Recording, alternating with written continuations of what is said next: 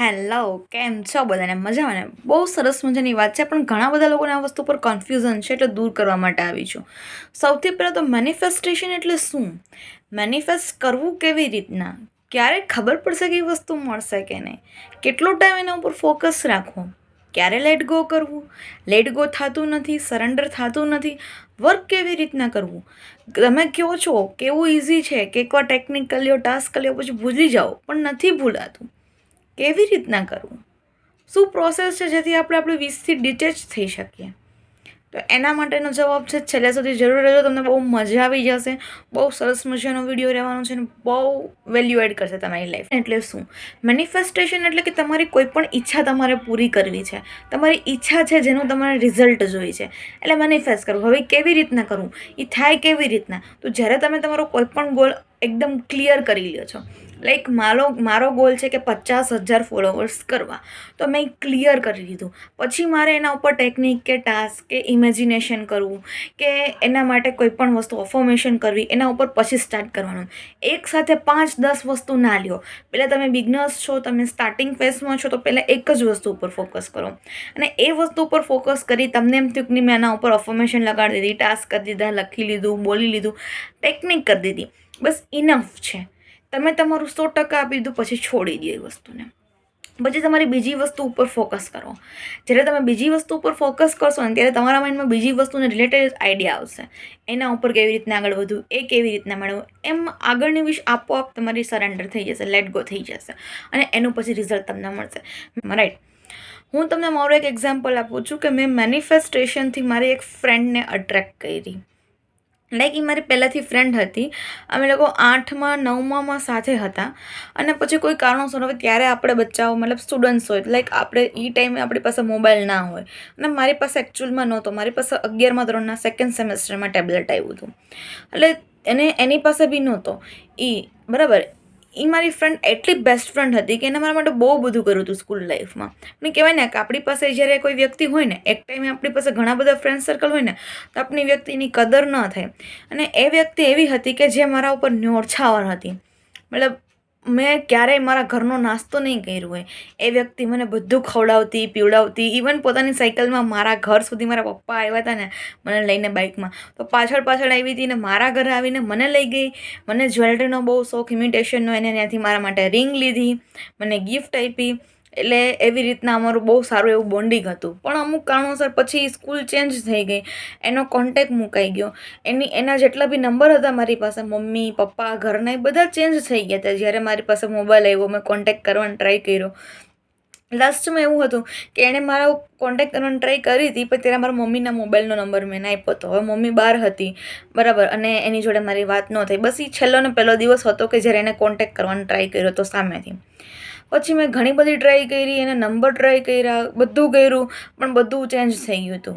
એટલે કેટલા વર્ષ થયા એને, આઈ થિંક 2-3 વર્ષ હું એને ગોતતી હતી. રાઈટ. ભગવાનને મેં પ્રે કરી કે હે ભગવાન, આ મારી બેસ્ટ ફ્રેન્ડ હતી. એક ટાઈમ એવો હતો કે મને એની કદર નહોતી, પણ હવે મને એની કદર છે. કેમ કે એના જેવું વ્યક્તિ મેં નિસ્વાર્થ ભાવે મારા માટે કંઈ કરી શકે એવું મેં ક્યાંય નથી જોયું. કેમ કે અત્યાર સુધીમાં હું એવી વ્યક્તિ હતી કે મેં બધા માટે નિસ્વાર્થ ભાવે કર્યું હતું. ગિફ્ટ આપવી, ખવડાવવું, પીવડાવવું, રાખવું, એ બધું મેં કર્યું હતું. પણ મને કોઈ એવી વ્યક્તિ પહેલી એવી મળી હતી કે જે મારા માટે બધું કરતી. એને મારું હતું. તો ભગવાન પ્લીઝ મને માફ કરી દો આ વસ્તુ માટે. આઈ એમ સો સોરી. પ્લીઝ મને માફ કરી દો. મને ફ્રેન્ડ મળાવી દો યાર. મને એકવાર એનો કોન્ટેક્ટ કરી દો. બસ એકવાર મને એનો કોન્ટેક્ટ કરાવી દો. મેં ભગવાન પાસે આ વસ્તુની રિક્વેસ્ટ કરી હતી, અને બહુ પ્રે કરતી હતી હું ભગવાન પાસે કે ભગવાન પ્લીઝ મને મળાવી દો. અને પછી એમ ઇમેજિન કરતી હતી કાશ ઉર્મી, મતલબ એ નામ ઉર્મી છે, હા, મને મળી જાય. તો હું કોલેજમાં હતી ને, તો રસ્તામાં એકવાર મેં એને જોયું. મેં કીધું વાવ, આ તો ઉર્મી જ છે. અને એના ભાઈને લઈને સ્કૂટરમાં જતી હતી, અને મેં એ વિચાર્યું, કેમ કે એની હારે જ્યારે વાત હતી ને ત્યારે એમ કહેતી હતી કે દિલ્હી વહી જવાની છે, રાજકોટ મૂકીને.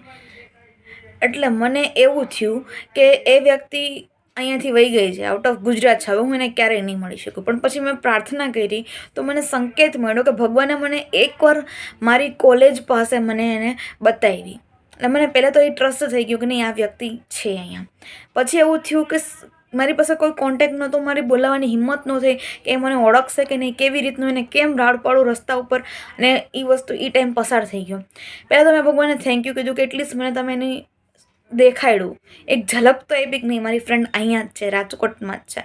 બસ હું બહુ એટલે વિચાર કરો, એ પછી મને ટ્રસ્ટ આવી ગયો ને એ મને મળશે, અને હું ભૂલી ગઈ. મેં પ્રેયર મૂકી દીધું, મેં ફોકસ મૂકી દીધું, અને બસ ભૂલી ગઈ કે નહીં, મને સંતોષ થઈ ગયો કે નહીં એ મને મળી ગઈ છે. એન્ડ થોડા ટાઈમમાં હું મારી કોલેજની મતલબ છુઈટીની છે, અને એ જ ઊભી હતી, ઉર્મી ઊભી હતી. મેં કીધું વાવ, શું વાત છે, નો કોન્ટેક્ટ, નો ઓળખાણ, કેવી રીતના તું અહીંયા? તો કે મારી એક ફ્રેન્ડ અહીંયા સ્ટડી કરે છે તો એને મળવા આવી, અને ત્યારથી મારો ફરીથી એની સાથે કોન્ટેક્ટ થયો, નંબર એક્સચેન્જ કર્યો, એન્ડ ફાઇનલી પછી અમે લોકો પાછા મળ્યા, મારી ઘરે આવી. ના, એ વસ્તુ મારા માટે બહુ બહુ બહુ આમ જોરદાર હતી. લાઈક હું તમને એ કહેવા માગું છું કે જો તમે કોઈ પણ વસ્તુ મેનિફેસ્ટ કરો ને, તો એના ઉપર તમારે પહેલાં તમારું પૂરું ફોકસ આપવાનું, નહીં આપવાનું એમ નહીં. 21 દિવસ કરો, 1 દિવસ કરો, 5 દિવસ કરો, જે પ્રમાણેની ટેકનિક હોય એ પ્રમાણે કરો, પણ પછી આપોઆપ સંતોષ એવો માનો કે તમને મળી ગયું છે, અને તમારું ફોકસ તમે બીજે લગાડી દો, એ વસ્તુને ભૂલી જવાની કોશિશ કરો. આઈ મીન ભૂલવું કેવી રીતના? તો જ્યારે તમે તમારા બીજી વસ્તુ ઉપર, બીજી વિષ ઉપર ફોકસ કરો છો, કે આપોઆપ એ વસ્તુ તમારી હટી જશે, રાઈટ?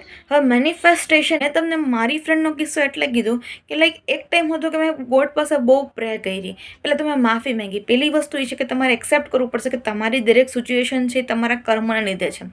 જ્યારે તમે ગોડ પાસે, યુનિવર્સ પાસે માફી માંગશો એટલે પહેલાં તો હાફ ટેન્શન તમારું ન્યા દૂર થઈ જશે, બરાબર છે? અને પછી જ્યારે તમે એના ઉપર પ્રોસેસ માટે ફોકસ કરશો, કોઈ બી ટેકનિક લગાવશો, પ્રેયર બી ચાલે, ટેકનિક બી ચાલે, બરાબર છે, તો તમને એ મળશે. મેં ઇમેજિન કર્યું હતું, મેં ટ્રસ્ટ કર્યો હતો, અને પછી મેં સરેન્ડર કરી દીધું હતું.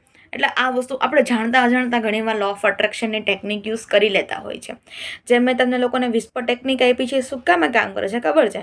વિસ્પર ટેકનિક ના ખબર હોય તો મને કહેજો, ડિસ્ક્રિપ્શનમાં લિંક આપી દઈશ, આગળ મેં આપેલી છે. કે ફક્ત ને ફક્ત તમે એક જ વાર બોલો છો અને પછી ભૂલી જાઓ છો, તો એ વસ્તુ તમને 99% રિઝલ્ટ આપે છે.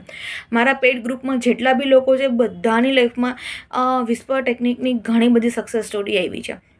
લાઈક પાસપોર્ટ ખોવાઈ ગયો તો મળી ગયો, બેંકના ડોક્યુમેન્ટ્સ મળી ગયા, છોકરાને તાવ આવ્યો તો સારો થઈ ગયો, અને ઇવન ઘણી બધી વસ્તુ છે એ ઘણી બધી પૂરી થઈ છે વિસ્પર ટેકનિકથી. શું કામ ખબર છે?